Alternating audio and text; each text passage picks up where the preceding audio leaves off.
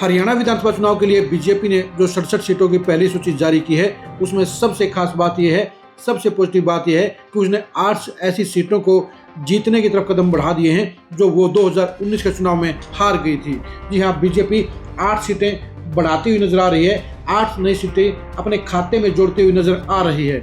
हम बताते हैं कि कौन कौन सी ऐसी सीटें हैं जहां पर बीजेपी का पलड़ा इस सूची के बाद से ही भारी नजर आ रहा है। यानी इन सीटों पर बीजेपी के चुनाव जीतने की 99% चांसेज हैं, संभावनाएं हैं। इन 8 सीटों की जानकारी हासिल करने के लिए आप आज की इस खरी खरी खबर को जरूर सुनिए।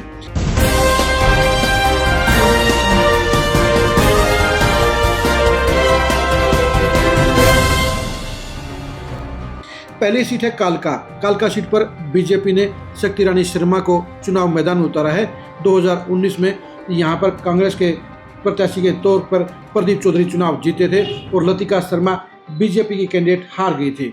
अब बीजेपी ने सीट को जीतने के लिए प्रदेश के बड़े ब्राह्मण नेता और पूर्व मंत्री विनोद शर्मा की पत्नी शक्ति रानी शर्मा को चुनावी दंगल में उतारा है। शक्ति रानी शर्मा इस समय अंबाला से मेयर भी हैं और उनका कालका सीट पर आना यहां पर चुनाव परिणाम को प्रभावित करने का काम कर गया है। वैसे तो इस सीट के ऊपर लतिका शर्मा भी हैवी वेट थी, उनके जीतने की गुंजाइश थी, लेकिन शक्ति रानी शर्मा भी वहां जीत की तरफ जाते हुए नजर आ रही हैं। यानी शक्ति रानी शर्मा के जरिए बीजेपी इस सीट को दोबारा कांग्रेस से वापस लेने का काम कर सकती है। दूसरी सीट है मुलाना सीट के ऊपर बीजेपी ने पूर्व विधायक संतोष सारवान को टिकट देने का काम किया है। वो 2014 में भी इस सीट से विधायक बनी थी, लेकिन 2019 में खट्टर साहब के साथ अनबन के चलते उनकी टिकट काट दी गई थी। एक बार फिर से बीजेपी ने उन पर भरोसा जताया है और वो बीजेपी की उम्मीदों पर खरा उतरते हुए नजर आ रही हैं। संतोष सारवान के सामने कांग्रेस का कैंडिडेट कौन होगा ये अभी स्पष्ट नहीं है, क्योंकि पुराने कैंडिडेट और विधायक वरुण मुलाना यहाँ से सांसद बन चुके हैं, इसलिए वो यहाँ पर अपनी पत्नी के लिए टिकट मांग रहे हैं। और इसके साथ साथ बीजेपी के मुकाबले में आने के लिए कांग्रेस के एक और युवा नेता प्रदीप नरवाल भी चुनाव की टिकट मांग रहे हैं। लेकिन देखने की बात ये रहेगी कि कांग्रेस संतोष सारवान के सामने किसे चुनाव में उतारती है। लेकिन आज की तारीख में ये नजर आ रहा है कि संतोष सारवान दोबारा इस सीट से विधायक बन सकती हैं। तीसरी सीट है सोनीपत सीट के ऊपर बीजेपी ने निखिल मैदान को चुनावी मैदान में उतारा है। निखिल मैदान सोनीपत के मेयर हैं और युवा नेता हैं। वो कुछ समय पहले ही बीजेपी में शामिल हुए हैं, लेकिन निखिल मैदान के टिकट मिलते ही ये साफ हो गया है कि इस बार सोनीपत सीट के ऊपर बीजेपी का कमल खिलेगा। 2019 में बीजेपी की पूर्व मंत्री कविता जैन इस सीट पर चुनाव हार गई थी और कांग्रेस के सुरेंद्र पवार चुनाव जीत गए थे। निखिल मैदान को इस सीट पर जीत की गारंटी माना जा रहा है, क्योंकि लगभग 70,000 पंजाबी वोट बैंक के बलबूते पर निखिल मैदान का पलड़ा बेहद भारी है और उनके जीतने के पूरे आसार नजर आते हैं। यानी सोनीपत में निखिल मैदान के जरिए बीजेपी ने परफेक्ट कैंडिडेट को उतारने का काम किया है। अगली सीट है खरखोदा सीट के ऊपर भी बीजेपी ने जोरदार कैंडिडेट उतारने का काम किया है। यहाँ से पवन कुमार को बीजेपी ने टिकट दिया है। वो 2014 और 2019 के चुनाव में भी बिल्कुल बारीक मार्जिन से चुनाव हार गए थे। 2014 में उन्होंने इंडिपेंडेंट चुनाव लड़ा था और 2019 में जेजेपी के टिकट पर वो 1600 वोटों से चुनाव हार गए थे। इस बार बीजेपी के टिकट पर उनके जीत की तगड़ी दावेदारी है। यानी पवन खरखोदा इस बार जीत के साथ अपना खाता खोलते हुए नजर आ रहे हैं। पवन खरखोदा के जरिए बीजेपी इस सीट पर पहली बार कमल खिलने की उम्मीद जता रही है। गोहाना सीट के ऊपर भी बीजेपी ने बड़े नेता अरविंद शर्मा को उतारने का काम किया है। 4 बार सांसद रह चुके अरविंद शर्मा एक बार फिर से विधानसभा के चुनाव में अपनी किस्मत आजमा रहे हैं और उन्होंने इसके लिए गोहाना की सीट को चुना है। गोहाना की सीट के ऊपर पिछले 5 चुनाव से भूपेंद्र हुड्डा के समर्थक चुनाव जीत रहे हैं। ऐसे में इस बार बीजेपी की तरफ से उनका अभियान रोकने के लिए और कांग्रेस के विधायक जगवीर मलिक को हराने के लिए बीजेपी ने अरविंद शर्मा को मैदान में उतारा है। अरविंद शर्मा ब्राह्मण के अलावा गैर जाट के बड़े नेता माने जाते हैं और उनका गोहाना से चुनाव लड़ना भूपेंद्र हुड्डा खेमे के लिए खलबली मचाने का काम कर गया है, क्योंकि अरविंद शर्मा को चुनाव लड़ने का माहिर माना जाता है और वो अपनी बाजीगरी के साथ नया चुनाव जीतने में हमेशा सफल रहते हैं। यही वजह है कि गोहाना सीट के ऊपर भी इस बार बीजेपी का कमल खिलता हुआ नजर आ रहा है। अगली सीट है तोशाम सीट के ऊपर बीजेपी ने सुरती चौधरी को चुनाव मैदान में उतारा है। वो पूर्व सांसद भी हैं और स्वर्गीय पूर्व सीएम बंसीलाल की पोती भी हैं, उनकी सियासी वारिस भी हैं।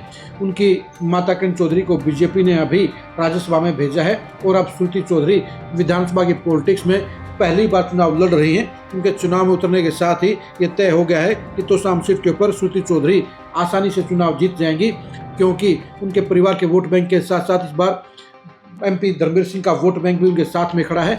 दोनों ही नेताओं के बीच में अब मतभेद खत्म हो गए हैं। परिवारों की दूरियां अब दोनों ही परिवारों के साथ में आने से नजदीकियां बन गई है।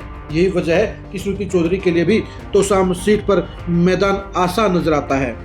दादरी सीट के ऊपर बीजेपी ने हाल ही में सरकारी नौकरी छोड़कर आए सुनील सांगवान को प्रत्याशी बनाया है। सुनील सांगवान पूर्व मंत्री सतपाल सांगवान के बेटे हैं और जेल सुप्रिटेंडेंट के तौर पर वो रिजाइन देकर VRS लेकर सियासी दंगल में उतरे हैं। सुनील सांगवान की छवि अपने इलाके में बहुत बढ़िया है, उनका बहुत अच्छा नेटवर्क है और सुनील सांगवान के जरिए बीजेपी दादरी की सीट के ऊपर भी पहली बार कमल खिलने का इंतजार कर रही है, उम्मीद कर रही है। सुनील सांगवान के साथ जिस तरह से आज हजारों की संख्या में गाड़ियों का काफिला दिल्ली से दादरी तक गया है, उससे साफ जाहिर हो गया है कि सुनील सांगवान के जरिए बीजेपी इस सीट को जीतने में इस बार सफल हो सकती है। यानी बीजेपी ने दादरी सीट के ऊपर सुनील सांगवान के जरिए बिल्कुल परफेक्ट और दमदार कैंडिडेट उतारने का काम किया है। 8वीं सीट है टोहाना की।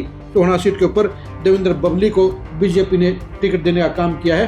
देवेंद्र बबली 2019 में JJP के टिकट पर चुनाव लड़े थे और 1,02,000 वोट लेकर वो सबसे ज़्यादा मार्जिन से चुनाव जीते थे और इस बार भी उनके चुनाव जीतने की प्रबल संभावनाएं हैं। बेशक से विरोधी उनके बारे में कुछ भी कह रहे हो, लेकिन बीजेपी के टिकट के ऊपर देवेंद्र बबली एक हैवीवेट और जिताऊ प्रत्याशी नजर आते हैं, क्योंकि जहां बीजेपी का अपना वोट बैंक टोहाना में है तो वहीं पर देवेंद्र बबली का भी अपना लगभग 50,000 का पक्का वोट बैंक है। इस वोट बैंक के बलबूते पर ही देवेंद्र बबली दूसरी बार विधायक बनने का लक्ष्य हासिल कर सकते हैं। यानी 8 सीटें ऐसी हैं जो 2019 के चुनाव में बीजेपी के पास नहीं थी। बीजेपी इन सीटों पर चुनाव हार गई थी, लेकिन 2024 के इस चुनाव में बीजेपी की पहली सूची में इन 8 सीटों पर जिन प्रत्याशियों को मौका दिया गया है, जिन नेताओं को टिकट दी गई है, वो जीत के प्रबल दावेदार नजर आते हैं। यानी बीजेपी के लिए इस बार नई 8 सीटें आने के आसार पैदा हो गए हैं।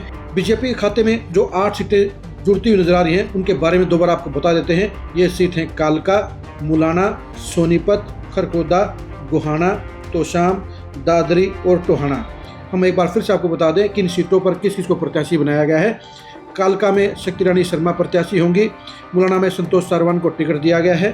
सोनीपत में मेयर निखिल मैदान चुनाव मैदान में उतरे हैं। खरगोदा में पवन खरगोदा को टिकट दी गई है। गोहाना से अरविंद शर्मा प्रत्याशी बनाए गए हैं। तोशाम से श्रुति चौधरी पहली बार विधानसभा चुनाव लड़ेंगी। दादरी से सुनील सांगवान चुनाव लड़ेंगे और टोहाना से देवेंद्र बबली बीजेपी की परचम लहराने का काम करेंगे। यानी बीजेपी ने इन 8 सीटों पर सबसे बेहतरीन प्रत्याशी देकर यहाँ पर अपनी जीत का दावा मजबूत कर दिया है और इन 8 सीटों के जीत के साथ ही बीजेपी का इस बार खाता नंबर बढ़ने की संख्या है, यानी उनकी सीटों की संख्या बढ़ सकती है। 8 हारी हुई सीटों को जीतने से बीजेपी की तीसरी बार सत्ता में हिस्सेदारी की संभावनाएं प्रबल होती हुई नजर आएंगी। इन 8 सीटों पर होने वाले घमासान को जानने के लिए आप खरी खरी न्यूज़ के साथ बने रहिए। इन 8 सीटों के समीकरणों और कांग्रेस के प्रत्याशियों की सूची आने के बाद बनने वाले समीकरणों की अंदर की कहानी को जानने के लिए भी आप खरी खरी न्यूज़ के साथ बने रहिए। आप हमारे फेसबुक पेज को फॉलो कीजिए, आप हमारे यूट्यूब चैनल को सब्सक्राइब कीजिए। नमस्कार।